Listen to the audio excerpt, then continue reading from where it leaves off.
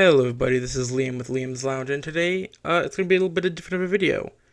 Today I'm going to go over some of the information that is provided to us in the Hogwarts Legacy game, along with some of the information that is within the Harry Potter books, and that we see in the movies. If you don't want spoilers for any of those, go ahead and click away now. I'll give you about 5 seconds.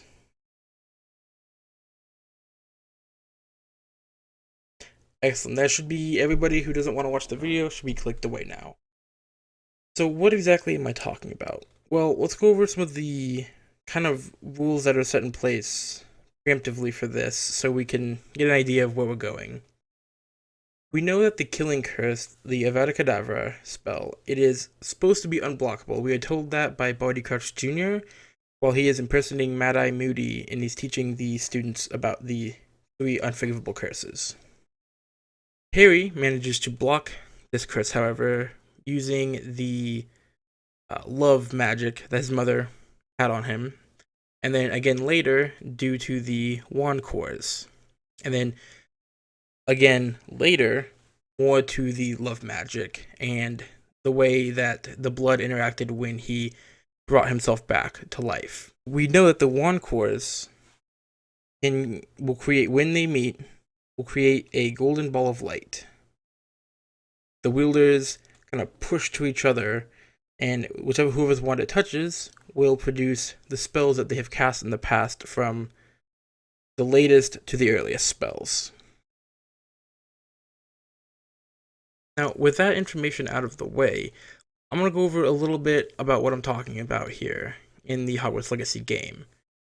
There is a couple cutscenes. One is later in the game, where there are the 4 keepers. Those 4 keepers are Percival Rackham, Dom Fitzgerald, Charles Wookward, and San Bakar. Apologies for the mispronunciations, I'm not good at names. So in this scene, they are facing off against a almost 5th member that they have slowly been integrating into their group, named Isidora Morganic. Now, upon this confrontation, Isidora knocks Neema Fitzgerald out, and San Bakar goes to assist her and make sure she's alright. During that time, Percival Rackham casts a unknown spell at Isidora. Now, Isidora manages to, similar to how Harry and Voldemort met with their twin cores, meet this spell in the air with a ray of light. The spells are just matching and meeting. Then Charles Wookward stands up and also casts a spell, again meeting her beam there. So all 3 are now meeting. Now, for clarification, it has been described countless times throughout the books that Avada Kedavra, the Killing Curse, is a flash of green light. We see in the movies it is always green, and even in this game, anytime that spell specifically is cast, it is a ray of green light. And in this scene, none of them were shooting a green light. It was blue and I believe purple, and they were meeting. Now, while it is possible that they all had the same cores from the same creature, similar to how Harry and Voldemort both had phoenix feathers as their core, it is possible that all 3 of these powerful wizards and witches had a similar or the same core. However, I don't actually think that's what's going on, because later we see that when the main character, our character, fights Victor Rookwood, the descendant of Charles Rookwood, it is the same thing happening to us. He does use the Avada Kedavra Killing Curse against us, and we meet it with a spell of our own. It is not said what, however, it is read, so I personally am going to just assume it is Expelliarmus, same as Harry did. That way you could get the same visual look.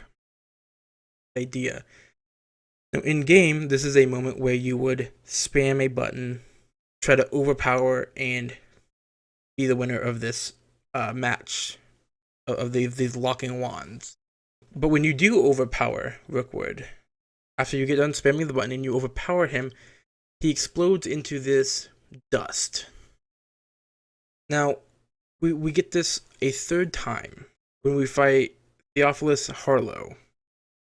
It is a similar situation to the Rookwood fight, where he's casting, and it is again a green light casted at us. So again, probably the killing curse. It's casted at us, and we once again meet it in the air, locking the beams. Now, we have seen many times throughout the game that we're able to do things that other witches and wizards can't seem to understand or don't seem to be able to do, or at least not at this level yet. Maybe once they're higher in, like after graduation, they learn how to do stuff like this, but we are seen able to throw things without casting a spell at all. We just wave our wand and it goes flying towards the enemy. We're able to bring entire lightning bolts down from the sky without a cloud. We're also seen to be able to transfigure others into chickens or other useless things, and it's a permanent transfiguration. It isn't like in the spell that you get later on, where after a little bit, they will turn back. We also seen doing an almost spontaneous combustion, where they just explode into this gray dust. It's almost ash. Same as if we did with Victor Rookwood. Now, we know Isidora and Percival Rackham both had the same ancient magic powers as our character in the story. This ability, I'm guessing, is about a once-in-a-generational thing. We don't have exact dates for births or deaths or when really any of the characters do anything. We have a faint idea of the general timeline of the story, a little bit. All we know is that Percival Rackham is quite a bit older than Isidora when we first meet her, because she is a child and he is already graying, has a long gray beard. To me, this does imply that it is a once-in-a-generation thing, because then we see ourselves have it. We don't seem to have anybody that we know of between Isidora and us who would have this ability. However, again, we don't have an actual date of when she passes away, when our character was born. So there may be one more person in there, there may not be. There's just no information on that. My guess is it is about once in a generational thing. It's not really unplausible that someone could be born with the same ability and just never recognize it. Because the ones who do seem to have it don't seem to be able to develop it until a little bit later in life, comparatively when they're about 16-ish. Rackham, Isidora, and the main character all didn't attend Hogwarts at all until their 5th year. That's when they started the attendance of Hogwarts. So it is very likely that someone would be able to have this ability and never use it, show it, have any, or maybe they went to Hogwarts or any other school within the world, just they never used it. Well, they did, and it just never traveled to the ears of the professors in the current story. It is also possible that just those who did have the power didn't have any source of ancient magic close enough to them. Like if they were in a muggle town, they probably wouldn't have ancient magic around them, because our character didn't know about their ability until they found a trace of ancient magic really close to them. It was literally sitting right next to them. That's when they first started this journey of seeing this power. It was pure happenstance. So in my opinion, it's not out of a possibility that a couple generations may have gone by, each one having at least one person who has had this ability and it just never has come up. So now let's talk about how would this change the wizarding world? Well, let's start with the obvious. Is this game canon?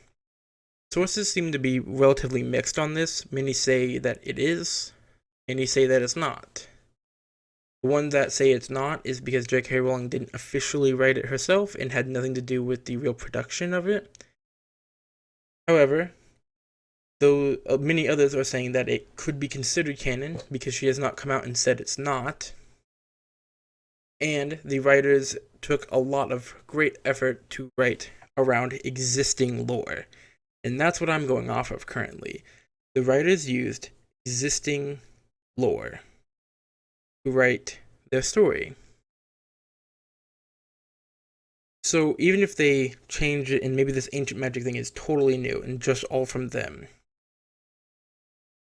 it has a basis according to what they have stated, that they are using existing lore from the collection on Pottermore.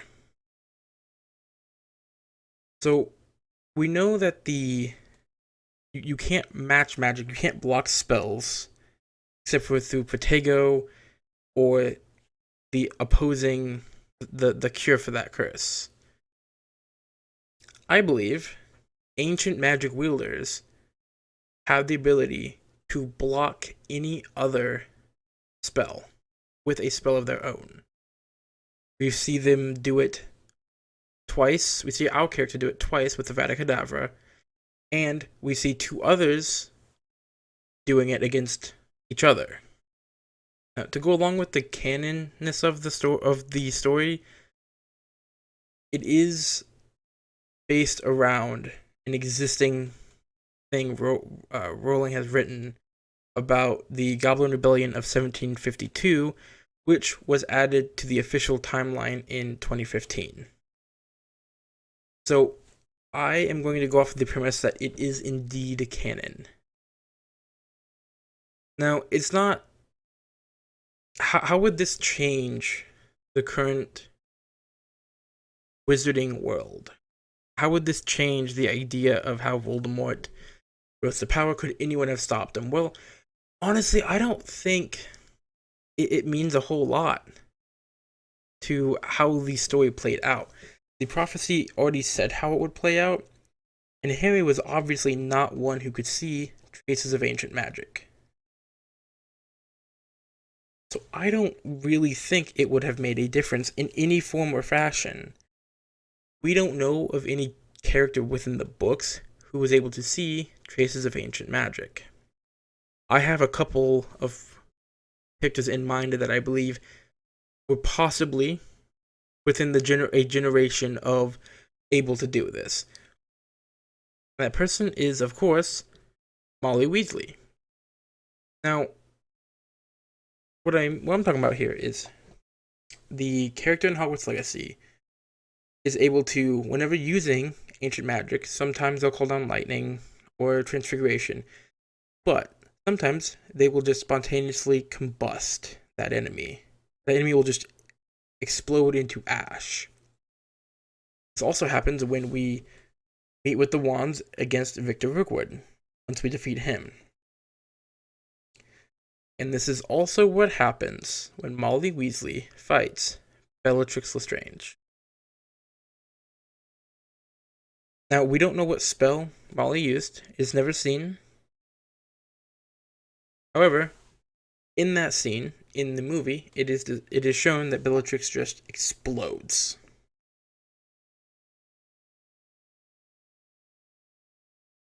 Now, it is just in the movie. In the books, it is described as her eyes seemed to bulge for the tiniest space of time. She knew what had happened, and then she toppled. The watching crowd roared, and Voldemort screamed. While it's not in the books necessarily, it is in the movie. I believe that is where the game took its inspiration for the animation of this particular attack. Plus, it would stand to reason that at least one person, if the game is canon, would have this ability. And who else besides the Mama Bear, Molly Weasley? So, what do you guys think? Is Hogwarts Legacy canon? Is Molly Weasley secretly a super overpowered person just trying to have a normal, simple life with her family? Let me know below in the comments. That's it. Thank you. Bye.